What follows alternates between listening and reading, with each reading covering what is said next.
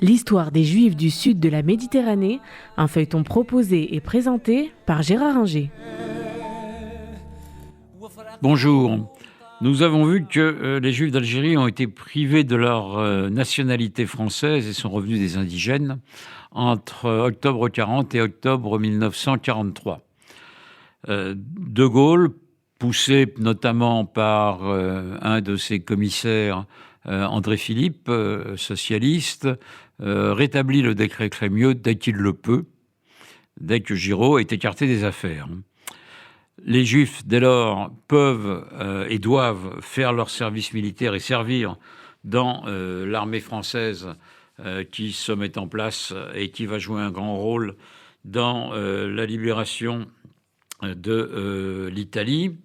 Mais ça se fait vraiment avec beaucoup de réticence du côté des Français d'Algérie qui sont bien obligés à nouveau d'admettre des soldats et des officiers juifs, ce que Giraud avait refusé de faire.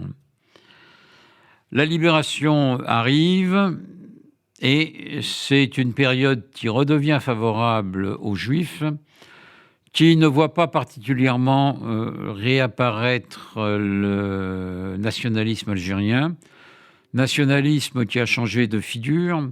Les nationalistes algériens ont vu que la France n'était pas invincible et que les puissances coloniales commençaient à reculer un peu partout. N'oublions pas que l'Inde devient indépendante en août 1947. Et ces Juifs, pas plus que les Européens, n'ont accordé d'importance au massacre de Sétif en mai 1945, ni aux élections truquées de 1947, où les électeurs sont divisés en deux collèges, un collège pour les Européens, donc également pour les Juifs, et un collège pour les musulmans. 10% premier collège, 90% dans le second collège. Le nombre d'élus est de la même proportion. Le premier collège, plus de la moitié des élus. Second collège, un peu moins de la moitié. Et en plus, le scrutin au second collège est parfaitement truqué. Bourrage des urnes intégral. Personne ne fait trop attention à cela, sauf que le nationalisme algérien monte, que dès que Ferhat Abbas ne croit plus en la France, et que des cadres, des sous-officiers notamment, qui ont combattu dans l'armée française pour libérer le territoire à partir de 1943 jusqu'à la fin de la guerre, puis pour beaucoup avec l'armée régulière en Algérie, en Indochine, pendant la guerre d'Indochine, pardon. Donc des cadres sont formés au combat et la révolte va être déclenchée le 1er novembre 1954, ce qu'on a appelé la Toussaint rouge. Alors, la guerre d'Algérie débute, elle va durer jusqu'en 1962 et ça va être véritablement une épreuve pour les Juifs d'Algérie. La quasi-totalité de ces Juifs est favorable à l'Algérie française, que ce soit avec Guy Mollet, puis avec l'arrivée de Gaulle au pouvoir. Quelques-uns, cependant, rallient le FLN, se font des porteurs de valises, sont des chimistes qui aident à la fabrication des bombes et se mettent du côté du FLN. Ils ne sont pas très nombreux, mais ils existent. Simplement, le combat du FLN, c'est celui d'un combat pour le nationalisme algérien, mais un nationalisme très teinté d'arabisme et très islamique. Non pas islamiste, mais islamique. Le congrès de la Soumam en 1956 montre bien que la révolution algérienne s'inscrit dans le cadre panarabe de Nasser et fait référence à l'islam, ce qui, pour beaucoup de juifs formés à la laïcité à la française ne peut pas convenir. Et donc, on retrouve la grande majorité des Juifs du côté de l'Algérie française.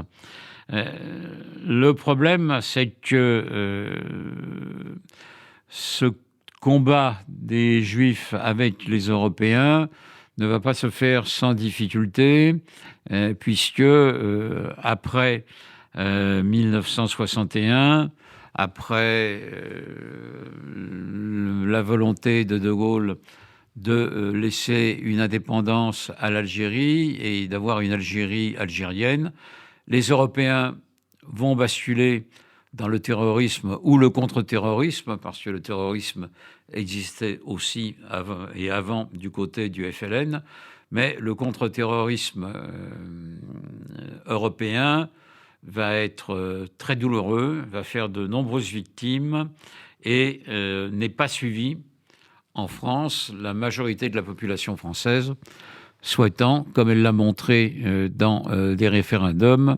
l'indépendance de l'Algérie.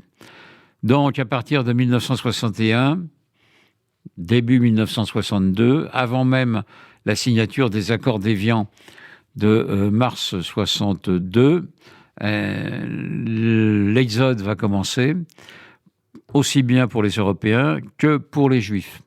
Alors, l'exode des Juifs va avoir une particularité, c'est qu'il va avoir lieu essentiellement vers la France, on va dire à 90% à peu près, puisque les Juifs avaient la nationalité française. Il existait un mouvement sioniste à Alger et dans les grandes villes.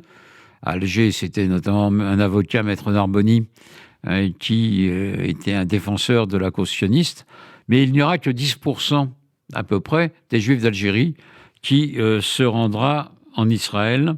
Les autres Juifs d'Algérie, qui sont à peu près 150 000, donc 10 000, 15 000 en Israël et dans quelques pays comme le Canada, les autres arrivent en France entre 61 et juillet 62, date de l'indépendance de l'Algérie, le 5 juillet.